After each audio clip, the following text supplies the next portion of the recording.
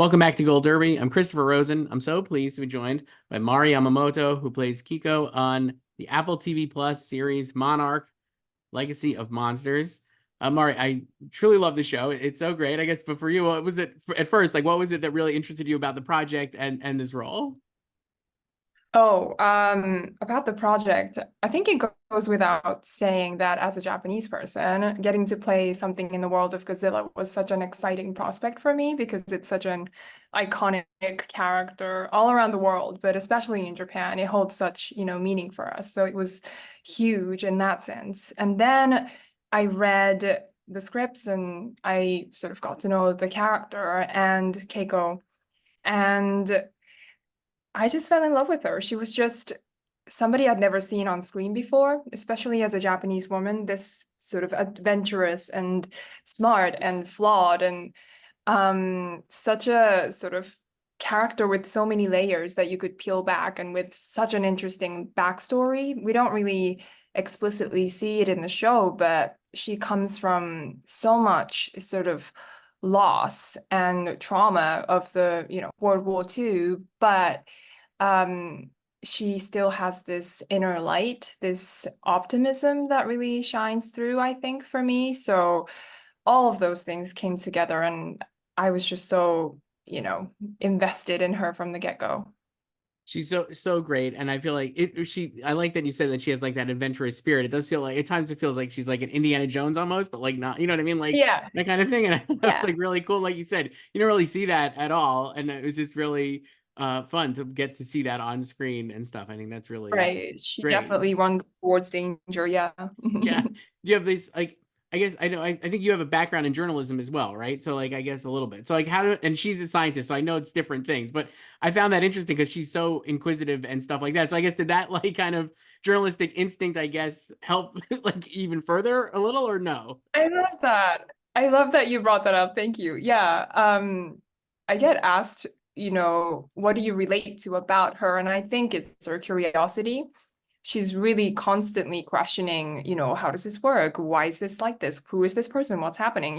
I kind of focused on playing her that way, because it's written that she's super smart and she knows everything, but you can't play smart, right? So I was focused on like her curiosity and her thought process, and that really is who I am in a sense. I too am such a curious person. I just want to know, everything about the person sitting in front of me. I don't do well in interviews, I feel, because I'm just trying to talk to the person instead of like answering questions and talking about myself. But yeah, I think all of those things, how I've lived my life and the jobs I've done before came in handy to play this person because I know what it's like to be on the hunt for the truth in a way, Mhm. right? So, and that's her drive. That's all she's about. So I definitely related to her at like a core level. Yeah, that's really cool. I was wondering as I was watching it, I was like, I wonder if this is like kind of a little bit at least. I guess I you like you have these great Keiko has these great relationships obviously like with Lee and then also I'm sorry, I'm blanking on Billy. Duh. Really, my husband, yeah. Love them both. They're so great. But I guess like for you as an actor, I find it really interesting because you have great chemistry as a group, the three of you together. But then you have the individual chemistry you have with Anders and Wyatt is also great and separate from the chemistry you three have as a group and separate again. So I guess like how did you kind of like work on those relationships and kind of like figure that out as actors together? Interesting. I think I think in terms of chemistry, we were lucky casting and, the creatives really did a good job of like choosing us together because we all never met before and we just met right before, rehearsals or just before shoot and we just got along really well. We all bring kind of the essence of the characters. Anders is really funny and he's always telling like, crazy stories.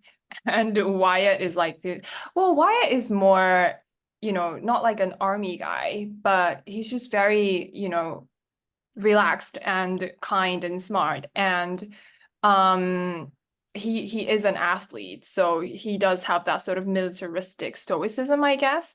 And in the midst of that, there's me, the immigrant, the Japanese immigrant with two American guys. So there is that dynamic already set up. And it was just fun hanging out and, behind the scenes and, getting to know each other. And I think that reflected well in our relationships. And I don't know, I think it was on the page. I don't think we really sat down and talked about our characters. We all came in with just such a strong idea of who these people were. And all that, yeah, I think worked well. I think I bring like an intense intensity, and Anders brings the humor, the levity, and Wyatt brings this sort of like steadiness, and it worked in our favor, I think. Yeah. I think so too. And I mean, the scenes, I was also thinking of like old movies watching. I mean, obviously it's like set, it's a period that is, you're in like a period, but I was like, just, it felt like very like classical, like it was like, oh, like Casablanca even, or stuff like that, where I was like, oh, they're really great together. And it's like, you're really getting to play out Oh, these like kind of like old school, like big relationships and like romance and stuff in this show. I just found that like really compelling and like really, really fun as a viewer. So I was like, I imagine it was great for you too. oh, Yeah. yeah, it was really fun. Thank you for saying Yeah. that. Yeah. I, at the risk of just jumping towards the end of the series, obviously, I was like truly blown away when we meet Keiko again in Axis Mundi, and you have to do these Right. incredibly emotional scenes. I watched it again before we did this interview, and I was like literally like tearing up again when she has to talk to Oh, Lee, who is now played by Kurt yeah. Russell in the show, or has been throughout, but now you're kind of. Mhm. I found that stuff just incredibly, just really compelling and like so emotional. And Right. again, and I guess like, how do you even like, just to start, like, how did you kind of like get in the mindset to do that? I think the way you play that is so great. It's not overplayed. You're like kind of like perfect, like in tune with the character, right? And how she's holding her emotions and stuff. And like, again, like you were saying, like her Right. inquisitive or analytical brain, like kind of mapping out like what has happened. I just found all of that great. Like you Yeah. said, I'm sure it's on the page, but I mean, I think your performance is also incredible. So I guess like, how'd you kind of like figure those scenes out? Uh, yeah, I think all the things that we don't see was really important in that moment, because she thinks she's been down there 57 days and she's been all alone. She has no human contact, and she's in this survival mode, right? Like she has to get back to her kid, she has to get back to her family, she has to get back on her mission. But at the same time, it's such an opportunity to figure out this whole different world inside the earth. So she's sort of on overdrive and also survival. So we take that into account. And, she sees this woman she's never seen, but she's just, okay, they came to save me. Let's go, go, go. And then she hears Lee's voice, and she's been hearing it in her head, his voice, the whole time, but it doesn't match up. So little things start to become wonky. And then I think we really focused on the scientist and the human, sort of when she receives the news. She's, of course, like you said, it's her analytical mind that's trying to keep it together. That, of course, gravitational distortion, of course that happens. But then the human, I'm getting emotional talking Yeah. about it. I'm like, well, But think about it. It's it's really, like, it's incredible. Yeah. yeah, but it's like the human brain saying, like, what are you talking about? None of that matters. Like, Mhm. you've lost everything, in these 50, I'm sorry, I can't remember. Yeah. I'm not Keiko, I can't do math. So however many years, but it's like that human takes over. And I think we really wanted to um, um, sort of be able to show that. And then when she sees Lee, there's that shock, but at the same time, she hasn't felt like a person's hand in almost 2 months. And how does that feel? And it's Mhm. just really taking it moment by moment of like seeing him, and it's him, but it's not him. So how does that feel? Like, how does she reconcile that in her brain in that moment? So, I think the key was like searching. Oh, search for him. Like recognize him, but still search for him, and then recognize him. And then it's like that devastation hits. So it's really breaking it down moment by moment and really truly being in that moment. And also connecting with Kurt, and he's so wonderful. He's like everyone's dad. He wants everyone to do like their best. So he's really there for you. And I think we rehearsed a lot and talked about the script a lot beforehand, and we were able to add lines that we wanted to say to each other, which the writers were, gracious enough to allow us to say. And I think that added, to the emotionality of it all, because it really felt like it was coming from each other, you know? Yeah, And yeah. It really does. yeah, yeah, I think what you're saying is so true because you feel like your performance is so present. It feels like it's honestly happening. It's like it's real time, like you're watching in real time, and it just is like yeah. it's just really great. And I'm glad you brought up Kurt because like you're the only actor on the show who gets to be in scenes with Wyatt and Kurt, right? And obviously they're Oh, playing the same character. And I was thinking yeah. that as well because again, like I was saying before, you have this great chemistry that felt very specific with Wyatt, but it obviously continues with Kurt. And I just found that again fascinating, and it really, as a viewer, helps suspended disbelief that you're watching the same. I mean, they look so much alike anyway, but like you really do get the sense through your performance and character that you're watching the same person. And I just found that it's like a magic trick almost to me. It felt like so great. So I guess like how is that for you to get to do that with Kurt and I guess and then Wyatt as well, that same Lee relationship, but get to carry it through. I think yeah, we built so much with Wyatt up to that point. So um yeah, you have all these things that you project on this person that's not him, but it's his dad. But you have so much history with this person. And then when you look at Kurt, it's like, oh, the things I've missed, Hmm. it just the life that we could have had, just flashes before your eyes, and you look deep into his eyes and you just go somewhere. So that was the experience for me. I think both with Wyatt and Kurt, like we just look at each other and we were able to just like go someplace. So that was really special. And I think that's something they both have. And um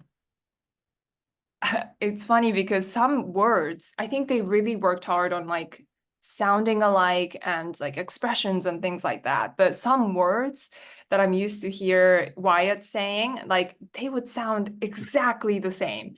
And it's funny because the word exactly is the word they both sort of accentuate, emphasize when they speak, and they do that exactly the same. So, when he says to me, you look exactly the same, like I'm like, oh, that's Wyatt. So it's all happening at the same time, like the melding of like the two people and the history and like the sounds and the visual. So yeah, it was really wonderful. It's really Yeah. great. And then in the finale, and it's all this again, the finale, I just think is so great. Not to keep gassing you up, but it is really great. And you get the end with the emotional reunion between Keiko and her son, right? Played by Takahiro Hira as a grown man who's older than you, right? I believe, like in real. So it's just like, and again, watching that, I Yeah. was like, oh my God, this scene is incredibly emotional. And I love that the show gives the time. I mean, amid all the spectacle, like like you were saying, like getting to do this giant Godzilla show and the monsters are great, but you have these really great emotional moments. And that reunion at the end, again, I was like tearing up watching that. I think it's Yeah. so great. I guess like how is that Oh,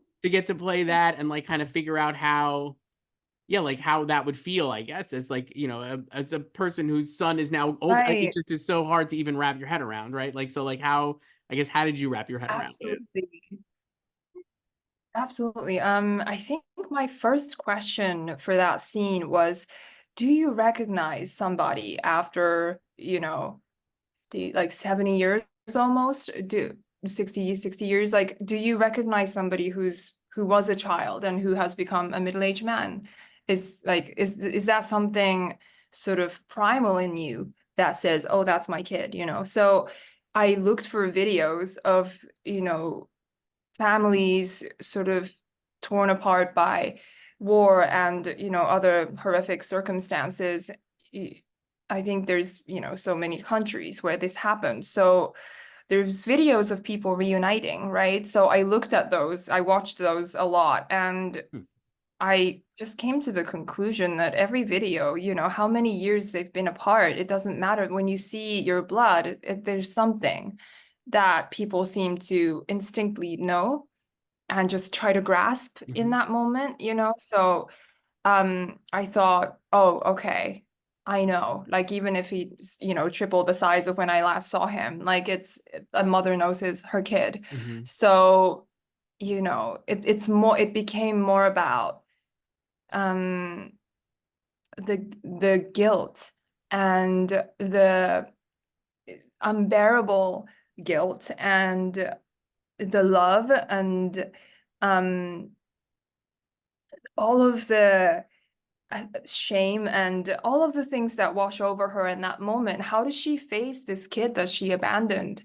You know, she's a victim of her own curiosity. Like, she didn't mean to disappear, but right, she is a victim of her own curiosity. She could have like not gone down. So how does she reconcile with that in that moment? And you know, in the script, it was just that they look at each other and he says mama and she holds him and apologizes. But I was like, I don't think I need something to acknowledge the enormity of the moment and to give myself permission to, you know, go towards him because I'm feeling so afraid in that moment, right? So I asked if I could say you got so big, and it's such a silly thing to say. It's so heartbreaking because like it's a line that people who don't see you very often as a kid say, right? Like you meet relatives and they come to you and they're like you got so big, Yeah. and it's something that somebody you don't see it on a daily basis says to you. So like that from a mother like says everything that she's missed, and it just helped me sort of acknowledge the situation and then sort of I know, but I still want to hold you. You know, Right. that whole It's again, I'm emotional, Yeah, no, but I mean, I don't yeah, blame you. I guess like when you're doing these, like yeah. it is so emotional. I just was like, I guess do you like have, is it hard to stay within that emotion? Do you do like, are you doing like multiple takes of this? Or are you kind of just like, I gotta get this like right once because Well, emotionally I don't have it in me to keep doing this. no, I don't find it hard. I think I find it hard to talk about, but Okay. doing is just you're so deep in the character and the moment. And you know, Takehiro Hira, he's again a phenomenal actor. And I just saw him turn into a five like a I guess I was 5 when, you know, Yeah. he passed. I passed theoretically. So he just turns into that 5-year-old boy and he looks at me and then we just play off of each other. And Mhm. it was, we could do it over and over, you know, and every time was different. So I think that's like a luxury as like an actor, right? To have that kind of a partner and to be able to discover new things in like the Mhm. scenes. So yeah, yeah, Yeah, yeah. he I is. loved playing. Yeah, I'm glad you said it. He's great too. And I totally agree. You like believe he's going right back to being like 5 years old again, like Yeah. the way his face changes. And especially because as we've seen him throughout the show, not, present as that. And then like to kind of go back to that. Yeah. It is a wonderful performance. You get to be in this show with all these great actors. I know it was renewed for season 2. And now that Keiko is now back in the present time or 2017 timeline, I guess, like, have you given thought to like what would happen in season? I feel like there's so much great material potentially to come for the character in the show. Have you given thought about it as an actor? Like what could happen? Yeah, I think all of the family stuff is, you know, we didn't really get to Keiko processing that these are her grandkids at all. So how does that relation play out? That's a really interesting angle because her grandkids know more about the modern world than, you know, she does, like everyday life. Like how does she even go about the world? So that's going to be interesting. And of course, her relationship with her son, how how is she going to react to the news that he's a two-timing he's become a terrible person? Right. But yeah, in a way, I guess like as a mother, maybe she has empathy because she feels it's her fault and all these things. And also I think her biggest love, monsters, science. She has 60 years of science to catch up on. So that's really exciting. How is, you know, we see that a little bit. I loved playing that moment of Kurt, the older lead telling me, "Oh, hey, we went to the moon," and what that meant for her. You know, it was such a, I don't know, hopeful time in science, right? There's so many discoveries happening. So all the things she missed, and how is she going to catch up so quickly? Well, I think she's going to catch up quickly, but you know, what does that look like? And what does she take from that? And I think that's going to be really exciting. Like all the things in the world, like she wants to know is at her fingertips. Hmm. So what is a person to do then, right? That's like a really interesting question, I Yeah. think. Yeah, I Yeah. cannot wait. As a fan of the show, I cannot wait to see what happens. And like I said, I think your performance is great and the character is incredible. Mari Thank Yamamoto, who plays Keiko on Monarch Legacy of Monsters, thank you so much for doing this. I appreciate it. you so much, Chris.